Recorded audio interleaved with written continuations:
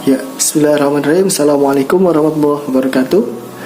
Alhamdulillah, kembali lagi kita mereview sebuah buku ya di dalam channel kami, yaitu channel review buku Islam. Baik, pada kesempatan kali ini kita akan membahas sebuah tafsir ya, tafsir lokal dengan judul Tafsir Al-Azhar. Nah, tafsir ini teman-teman sekalian dikarang atau ditulis oleh Buya Hamka. Bagi teman-teman yang mendengar kata Buya Hamka tentu sangat familiar ya beliau ini. Beliau ini adalah ulama asli Indonesia ya, yang lahir sekitar tahun 1908, lahir di daerah Sumatera Barat, dan beliau meninggal tahun sekitar 1980-an ya di Jakarta. Nah, beliau ini menulis sebuah tafsir, judulnya adalah Tafsir Al-Azhar. Sekilas tentang beliau, Hamka ini singkatan ya teman-teman ya, Haji Abdul Malik Karim Allah. Jadi beliau ini seorang yang sangat multitalenta ya. Beliau adalah aktif di politik, aktif sebagai wartawan, penulis dan lain sebagainya. Banyak sekali karya-karya beliau. Kalau teman-teman mengikuti sejarah beliau, ada sekitar 70 lebih buku yang ditulis oleh beliau, dan yang paling fenomenal adalah Tafsir Al-Azhar ini. Kita akan mereview tentang Tafsir Al-Azhar ini. Tafsir Al-Azhar ini teman-teman sekalian itu diterbitkan ya dulu awal-awal itu oleh Pustaka Panji Mas. Ada Pustaka Panji Mas dengan 30 jilid kalau saya tidak salah ya. Dulu saya sempat punya buku bekas dari Pustaka Panji Mas, itu ada sekitar 28 jilid, karena ada beberapa jilid yang digabungkan jadi satu. Terus akhirnya saya upgrade ya, saya beli Tafsir Al-Azhar yang baru, cetakan yang baru. Ini ada 9 jilid yang diterbitkan oleh Gema Insani ini. Top covernya seperti ini ya, ada 9 jilid. Nanti kalau teman-teman membeli bukunya satu set, tentu akan dapat dusnya ya. Kalau misalkan dapat dus kan bagus ya untuk dipajang. Nah teman-teman sekalian, ini ada 9 jilid, pembagiannya seperti ini. Nah, jilid pertama itu juz 1, 2, 3 dan seterusnya ya, sampai ada 9 jilid. Nah baik teman-teman sekalian, Tafsir Al-Azhar penampilannya seperti ini ya dari depan ya. Tafsir Al-Azhar diperkaya dengan pendekatan sejarah, sosiologi, tasawuf, ilmu kalam, sastra, psikologi. Jadi beliau ini ilmunya sangat luas sekali ya, di berbagai bidang itu ada. Nanti kalau teman-teman baca di bagian dalamnya itu, nanti banyak juga membahas tentang masalah sains, banyak juga membahas tentang masalah ilmu-ilmu yang lainnya, ilmu syair dan lain sebagainya. Nah kalau teman-teman memperhatikan, Tafsir Al-Azhar ini istimewa teman-teman. Istimewanya seperti ini.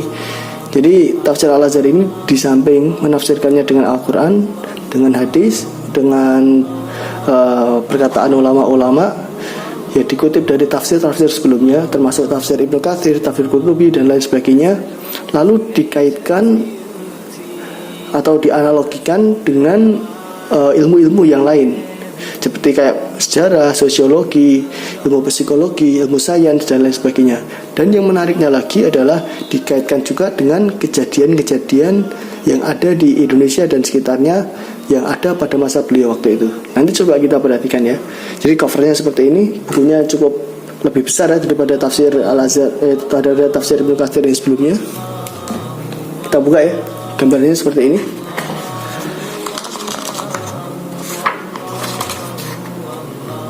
Diterbitkan oleh Gema Insani. Ini ada pengantar dari penerbit sendiri.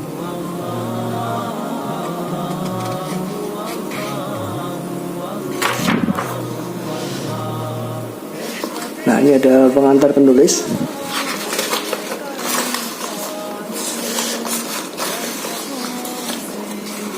Nah seperti yang saya singgung kemarin ya waktu mereview Tafsir Ibnu Katsir, bahwa di Tafsir Al-Azhar ini di dalam statisnya itu sudah disebutkan bab-bab tertentu ya. Jadi kalau misalkan teman-teman mau membaca tafsir Al-Fatihah, nanti bisa lihat bab-babnya itu membahas tentang masalah ini.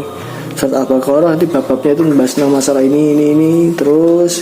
Jadi semuanya sudah dirangkum dalam bab-bab tertentu itu. Ada surat Ali Imran, dan terus sebagainya. Jadi di sini lebih mudah ya untuk mencari bab-bab tertentu dalam tafsir Al-Azhar ini. Ini ada mukadimah. Jadi perlu diketahui teman-teman sekalian bahwa tafsir Al-Azhar ini ditulis beliau itu sebelumnya saya nyebutnya dua masa ya. Masa pertama adalah awalnya tafsir Al-Azhar itu merupakan tulisan yang ditulis oleh beliau ketika beliau itu mengisi kajian subuh di Masjid Al-Azhar yang beliau dirikan di daerah Kebayoran, Jakarta ya. Jadi tulisan beliau kajian subuh itu. Nah lalu selanjutnya beliau itu kan sempat ditahan di penjara karena politik ya, dituduh kalau saya tidak salah ya, dituduh berkhianat dengan negara. Akhirnya beliau di penjara. Nah di penjara itu dijadikan momentum beliau untuk melanjutkan tafsir Al-Azhar ini. Jadi Al-Azhar itu diambil dari masjid yang dulunya beliau dirikan di daerah Kebayoran itu. Nah, kalau lebih tampilannya seperti ini teman-teman. Kita melihat, coba ya, lihat langsung ke bagian tafsirnya. Nah dalamnya itu seperti ini. Yang ditebal ini adalah arti-arti dari ayat yang ditafsirkan.